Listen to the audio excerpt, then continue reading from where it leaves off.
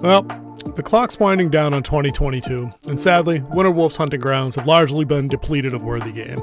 Sure, the early year had some feasts, Stranger Things Season 4, Neil Gaiman's Sandman come to mind, but for the most part, it's been a steady stream of crap and disappointments, especially from the larger production houses. That's right, I'm looking at you, Disney. The House of Mouse has outdone themselves this year. Between the comically abysmal Book of Boba Fett, the canon-breaking Kenobi debacle, and the relentless flow of subpar series on Disney+, featuring some of your favorite legacy characters being subverted for more modern takes over at the MCU, the Mouse really cornered the market on garbage shows this year. But I gotta give dishonorable mention to Netflix for giving us the remedial writing club-produced show that was Resident Evil, the dickweeds at Paramount for giving us Halo, and the super geniuses over at Amazon who thought they knew better than Tolkien himself and managed to puke up Rings of Power. I knew it, I'm surrounded by assholes! But thankfully, the sun shines on a wolf's ass every now and then, and Netflix wrapped up 2022 strong with Wednesday, a fresh take on the Addams Family franchise, just about as the buzzer was ready to sound. And so far, Wednesday does seem to be doing pretty good. It's on track to hit 1 billion watch minutes. 1 billion! Which for anybody keeping scores is pretty damn good for a streaming service show, and puts it in the same kind of league as other Netflix shows like Dahmer, Stranger Things, and Squid Game, which is currently Netflix's most viewed original piece of programming ever. So right off the rip, Wednesday's doing okay, but can it hold up to Winter Wolf scrutiny? Let's take a look. Now, I'm gonna be straight with you. I'm not a particularly giant fan of the Addams Family. When I was a kid, wasn't really big on watching the old TV show, the old black and white from the 60s. Not that I'm dating myself, I wasn't there in the 60s, but reruns are a thing. Or, I wasn't also a fan of the film series from the 90s with Raul Julia and Angelica Houston that I suspect most of you guys are probably familiar with. They were always a little too goofy for me somehow. A little too, kooky. So when I heard there was going to be an updated and modernized version of the Addams Family coming to Netflix, naturally I groaned. Did my best and usual anti-woke rant, lowered my expectations, swore a lot, made a sandwich, wondered why I bothered paying for Netflix this month, ate said sandwich, lowered my standards even more, and then finally pulled my reviewer shit together. Say one thing for the Winter Wolf, say he's a professional. Now that said, I waited for a fair number of reviews from trusted friends and sources to roll in before deciding to commit the time and watch the first episode. And, well, believe it or not, I kind of liked it. Shocked! Shocking. Wednesday was an 8-episode series done up by industry veteran Alfred Gough, who's best known for being the co-creator of Smallville. Along with him, he had legendary and visionary creative Tim Burton on board as executive producer, and who also assumed directorial duties for 4 episodes.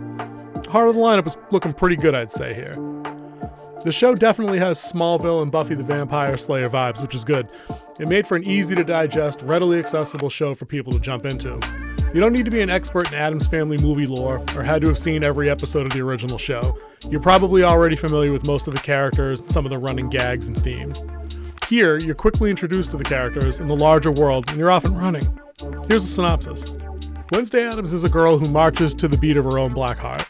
When she's kicked out of her normie high school for introducing a school of piranha to the genitals of some water polo playing jock dickweeds who had recently bullied her brother Pugsley, Wednesday is sent to board at Nevermore Academy, a famed school for all manner of supernatural outcasts, the one that also happens to be the alma mater of her parents.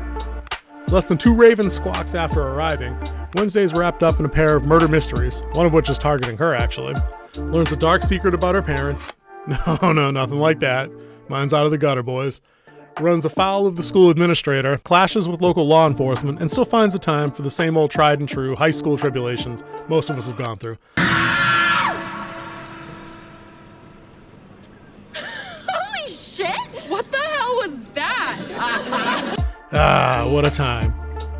Now, the murder mystery is the driving narrative here.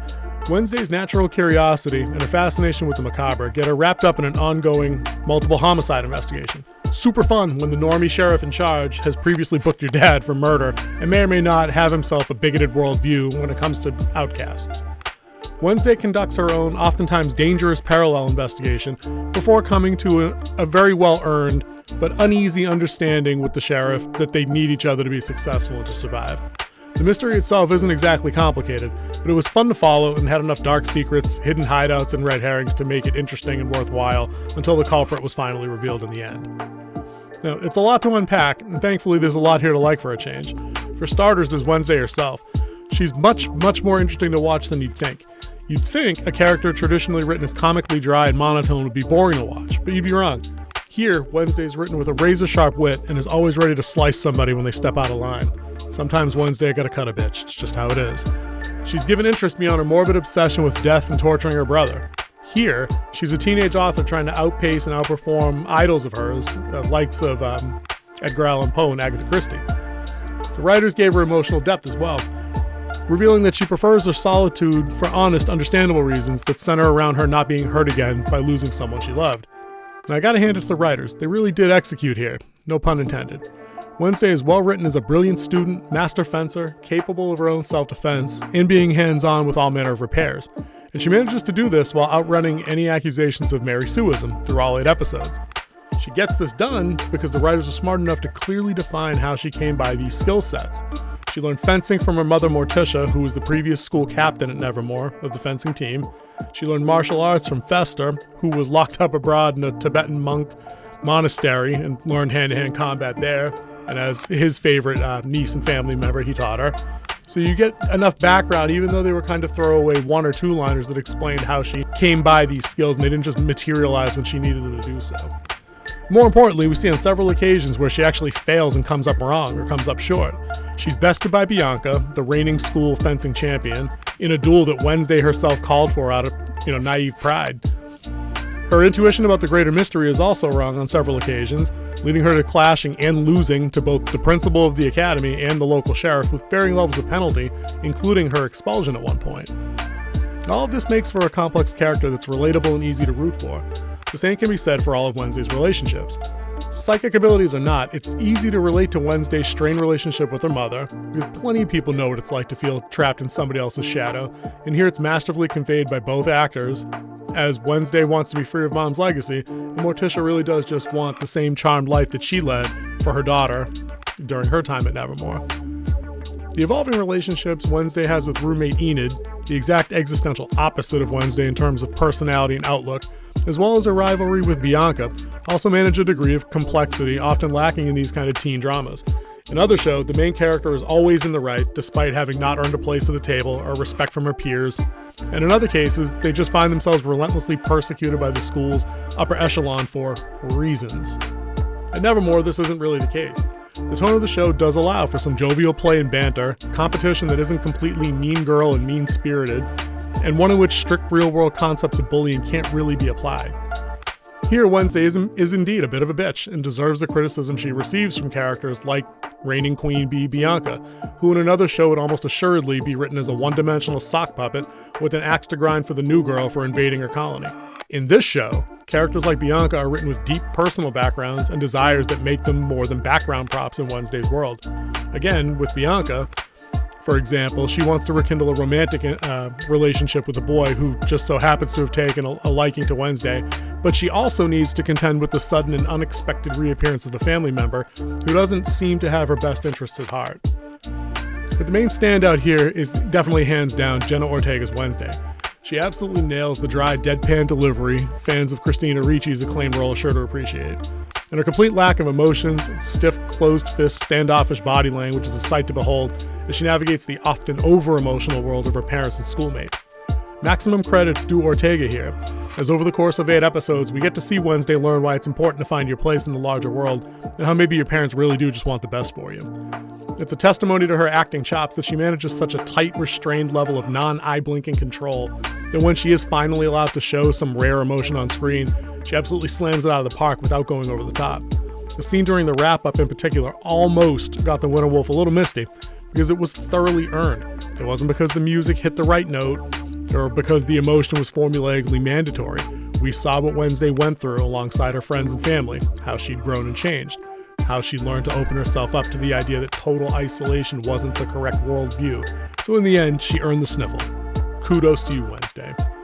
Luis Guzman and Catherine Zeta-Jones properly ham it up as Gomez and Morticia Addams, and while perfectly passable, I suspect nobody would ever choose them over the immortally acclaimed Raul Julia and Angelica Houston. It was also nice to see Christina Ricci's play as a normie assistant professor, now able to play the full spectrum of emotions instead of being restricted to her traditional presence as Wednesday Addams. Gwendolyn Christie, as reigning principal of Nevermore Academy Larissa Weems, cuts an imposing figure over the teams, oftentimes comically so, and balances an air of menace with genuine concern for her students and the reputation of her own alma mater. Emma Myers as Enid Sinclair, that's Wednesday's welcoming werewolf roommate, is a teenage werewolf who's a bit of a late bloomer within her pack, who also happens to portray a sweet, naive, and very bubbly opposite to our gothic lead. They have great on-screen presence and chemistry together, and the closing scene absolutely benefits from it. These performances segue nicely into another major positive aspect of the show. Separating Wednesday from other series, lesser shows featuring teens in particular, and I'm looking at you, anything on the CW pretty much, is that while a good chunk of the show is dedicated to teenage angst and awkwardness, somehow none of it feels forced or unearned. A subplot involving family issues for Enid being the black sheep of her family carried genuine story stakes.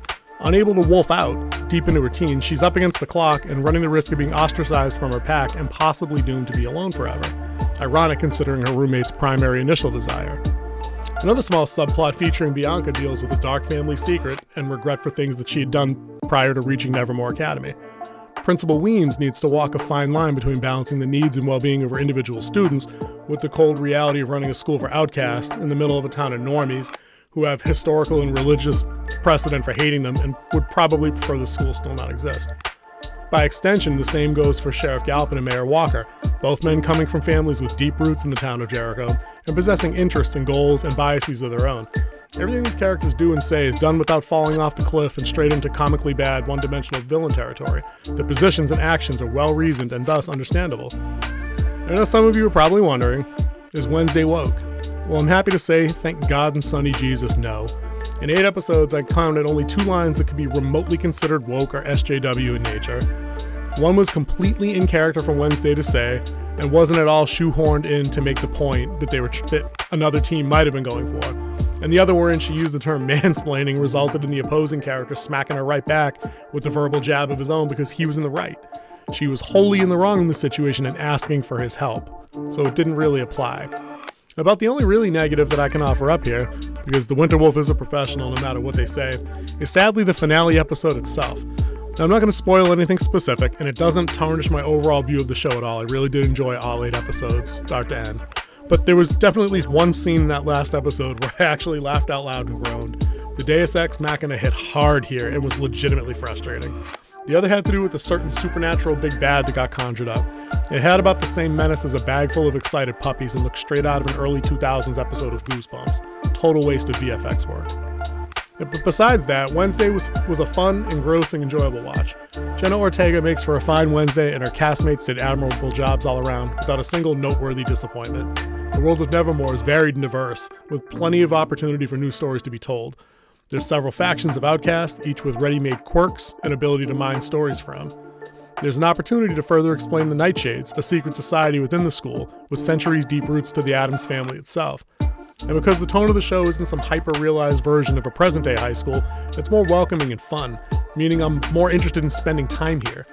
The ending voiceover hints that a larger threat is looming over the academy as well, but I guess we're just gonna have to wait and see. This has been Winter Wolf, and I want to wish you all good hunting.